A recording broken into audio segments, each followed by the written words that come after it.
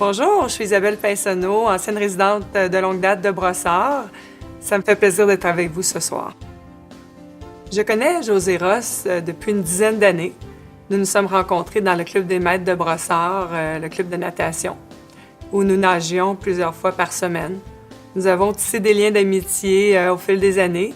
Et ce qui nous unit essentiellement, c'est la passion pour l'exercice physique, le triathlon plus particulièrement, mais également ce qu'on a découvert au fil des années, c'est beaucoup d'affinités sur le point de vue de nos valeurs personnelles, familiales et comment on compose nos horaires, comment on aime vivre notre vie finalement.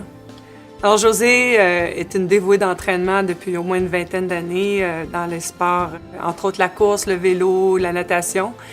Dans tout ce qu'elle a entrepris, rapidement, elle se démarque et elle fait le podium ou sinon la première sur la marche. Josée travaille chez Québécois depuis une bonne vingtaine d'années et même dans son contexte de travail, elle se démarque. Elle a une influence sur ses pairs par son dynamisme, sa volonté de se surpasser physiquement et elle participe au grand défi Pierre Lavoie. Elle est une leader de l'équipe, une meneuse. Malgré beau temps, mauvais temps, nuit, jour, elle était au poste et toujours avec beaucoup d'énergie et de dynamisme. Elle stimule et motive les gens qui l'entourent.